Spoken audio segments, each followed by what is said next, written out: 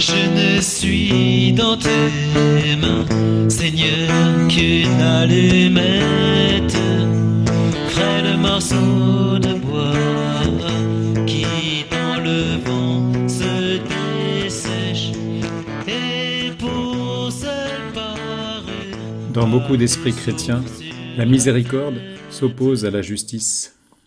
Cette opposition s'incarne dans des courants spirituels et on attribue à juste titre l'accent mis sur la justice au jansénisme, tendance qui est encore très présente à la fin du XIXe siècle. Sainte Thérèse de l'Enfant Jésus est la représentante la plus populaire de l'autre tendance.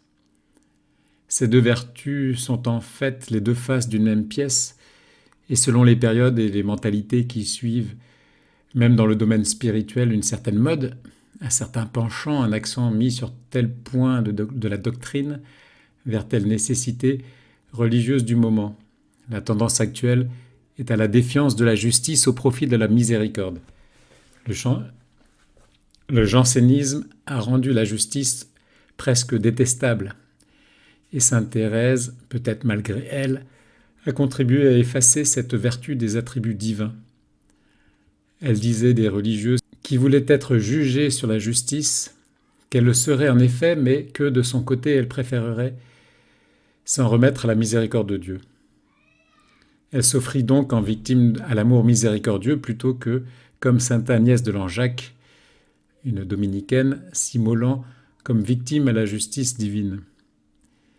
Depuis, il est devenu normal d'entendre prêcher dans des retraites spirituelles qu'il n'y a pas à satisfaire à la justice divine et que ce n'est pas chrétien de dire que le Christ s'est offert en victime pour apaiser la colère de Dieu et payer la dette contractée par le péché originel et par les péchés actuels de chacun.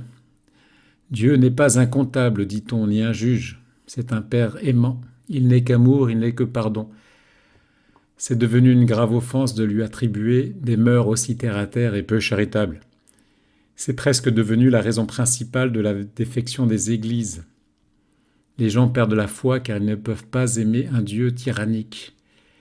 L'image du Père de la terre est abîmée à cause de l'image du Dieu reçue au catéchisme, et il fallait donc en finir avec le Dieu justice janséniste, véritable épouvantail à grenouille de bénitier. Par un effet de balancier historique, nous sommes passés d'un extrême à l'autre.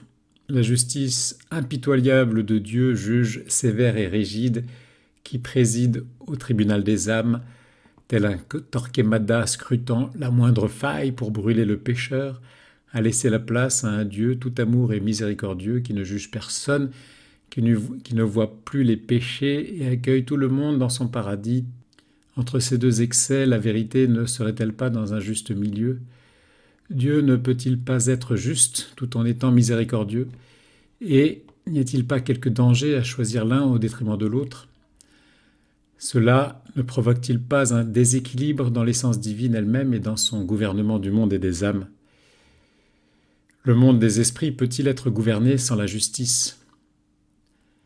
De même, peut-on imaginer les sociétés humaines se maintenir en place sans que soit instauré un ordre juridique qui arbitre et applique une justice entre ses membres pour que chacun possède ce qui lui revient et le nécessaire pour vivre ? Ôter la justice distributive et communicative reviendrait à choisir l'anarchie comme mode de gouvernance. Ce serait la ruine de toute société. Est-ce que la justice humaine empêche la bonne entente entre les hommes ? Est-elle un frein à l'amour fraternel ? Au contraire, elle est plutôt ce qui permet de faire naître la paix dans la cité et ainsi de créer les conditions favorables à l'éclosion de liens d'amitié.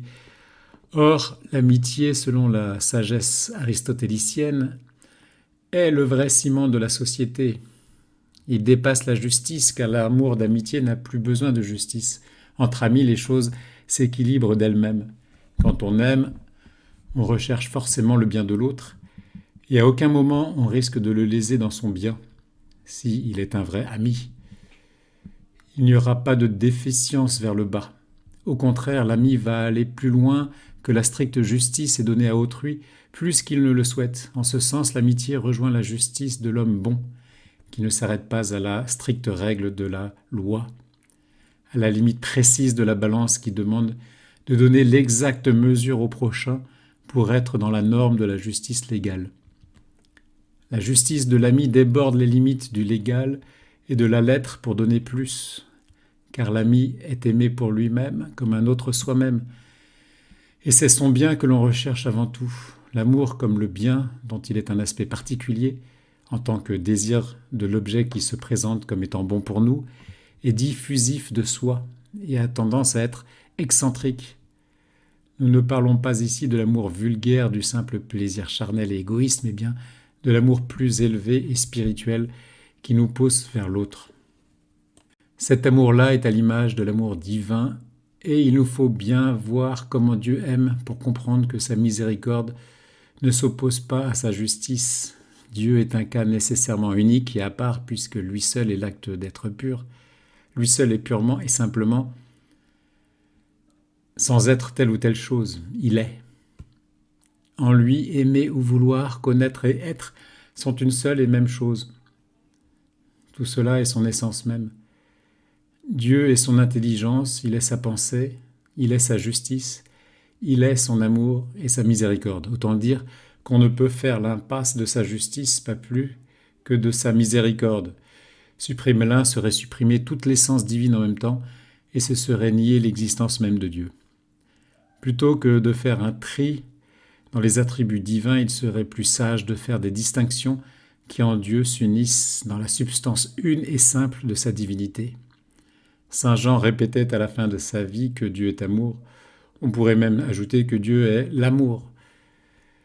L'amour est son être, comme Dieu est la bonté en soi. C'est pour cela que Jésus nous dit que Dieu seul est bon. Tous les autres êtres créés ne sont bons que par participation. Sainte Thérèse, dans un langage mystique et poétique s'adressant à Dieu, lui disait « Vous n'êtes que l'amour ».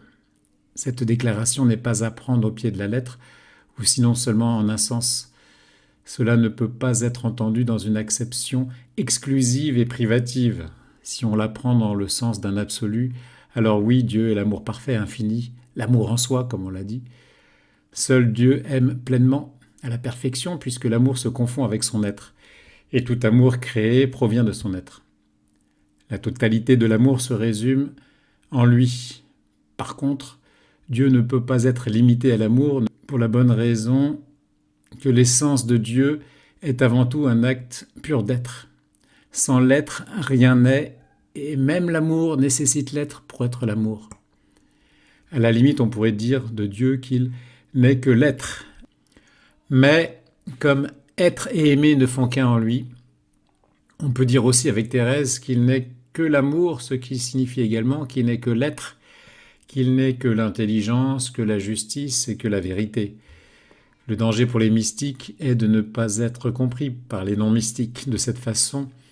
Combien de contemplatifs avons-nous rencontrés qui prenaient ces paroles de sainte Thérèse littéralement et devenaient ennemis de l'intelligence au profit du cœur, le cœur réduit à sa dimension affective et non plus comme étant le centre de l'âme, à savoir l'intelligence avant tout et la volonté.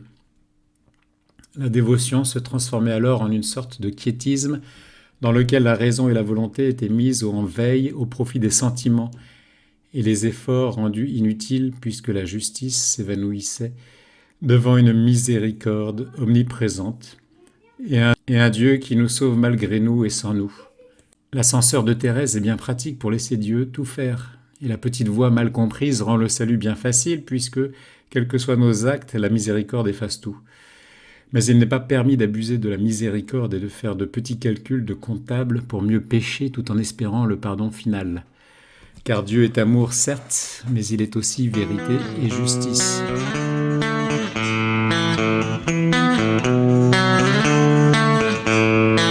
Je ne suis dans tes mains, Seigneur, qu'une allumette, frêle morceau de bois qui dans le vent se dessèche. Et pour seule parure, as-tu souffle sur la tête, et Si l'objet plus insignifiant et plus rêche va et incendie le monde, brûle les cœurs comme de l'encens, avec le vent on répand les feux dont je t'inonde.